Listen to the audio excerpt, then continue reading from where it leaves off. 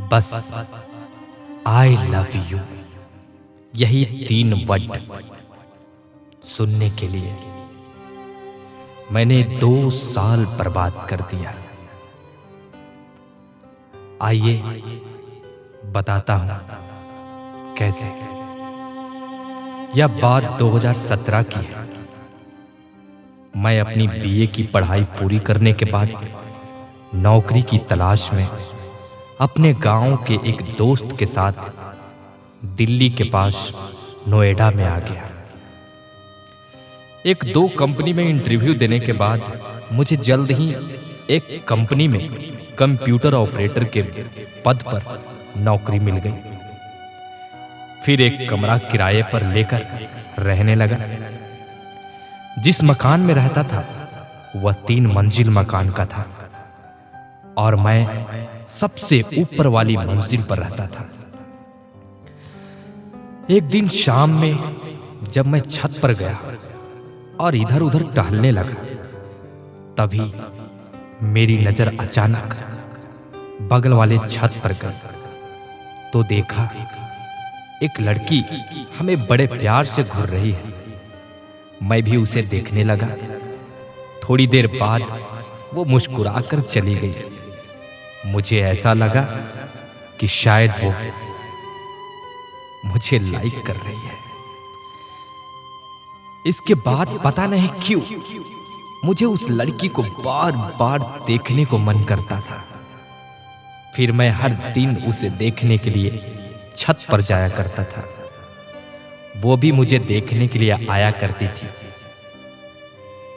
ऐसे ही ये सिलसिला 6 महीनों तक चलता रहा। फिर मैं किसी तरह उस लड़की का नाम पता किया। उस लड़की का नाम था राधा। वो बीएससी कर रही थी और साथ में कंप्यूटर का क्लास भी कर रही थी। वो शाम को जब अपने कंप्यूटर क्लास से वापस लौटती तो मैं भी रास्ते पर उसको एक नजर देखने के लिए इंतजार किया करता था। उसी टाइम मेरी ड्यूटी भी खत्म होती थी, लेकिन कभी उससे बात नहीं होती, ना बात करने की हमारी हिम्मत होती। मैं उसको इतना चाहने लगा था, हर समय उसकी यादों में खोया रहता था। उसका नशा हो गया था। चाहे दिन हो या रात, हर समय उसका ही चेहरा दिखाई देता। मैं इतना पागल हो चुका था राधा के प्यार में। मैं अपनी कंपनी में ठीक तरह से काम भी नहीं कर पा रहा था और हर दिन मैं अपने बॉस की डांट खाता था और मुझे हर रोज नौकरी से निकालने की धमकी देते थे। न जाने मुझे कौन सा रोग लग गया था। मैं उसे कैसे कहता। अब तक अपने दिल की बात राधा से नहीं कह पाया था। ऐसा करते हुए मुझे 2 साल बीत गए। प्यार भी करता था और कहने से भी डरता था। कितना पागल था ना मैं। ये बात राधा भी जानती थी कि मैं उसे बहुत पसंद करता हूं।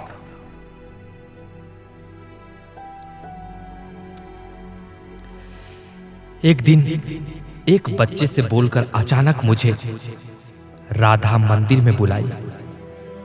मुझे लगा कि शायद जो बात मैं नहीं कह पा रहा था, वो बात राधा मुझे कहने के लिए बुला रही है।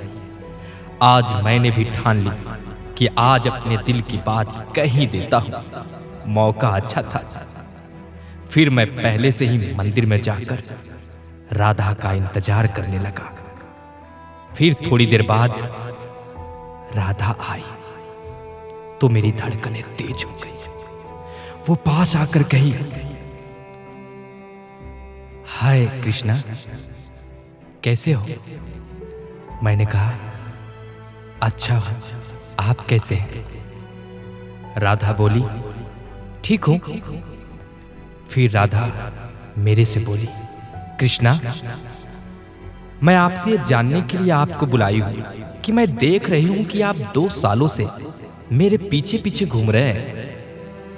कृष्णा, क्या आप ये बात जानते हैं कि मैं आपसे प्यार नहीं करती हूं?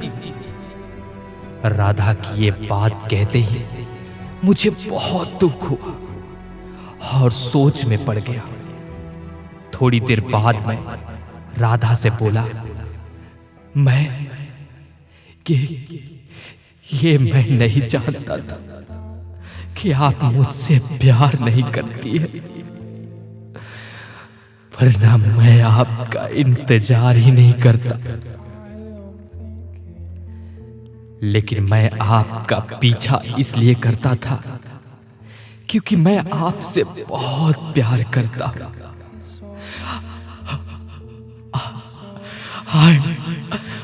I love you. I love you, Radha. I love you. इतना कहते ही राधा मेरे से कहने लगी कि प्यार एक तरफ से नहीं होता कृष्णा, प्यार दोनों तरफ से होता है। क्यों अपना फ्यूचर मेरे पीछे बर्बाद कर रहे हो? मैंने कहा, राधा, मैं आपसे सच में बेहद प्यार करता हूं और आप में ही फ्यूचर देखता हूं। आपके बिना जी नहीं पा रहा, हर पल आपकी यादों में खोया रहता हूं।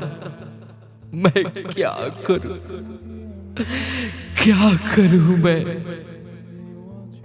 राधा बोली, देखो कृष्णा, मैं आपसे प्यार नहीं करती, मैं सिर्फ अपने फ्यूचर से प्यार करती हूं। आज के बाद मेरे पीछे मत घूमना, नहीं तो आपके लिए अच्छा नहीं होगा। मैंने कहा, राधा, क्या मेरा प्यार दिल लगी तक रह जाएगा? राधा बोली, हां Krishna, I am very sorry, अपना ख्याल रखना।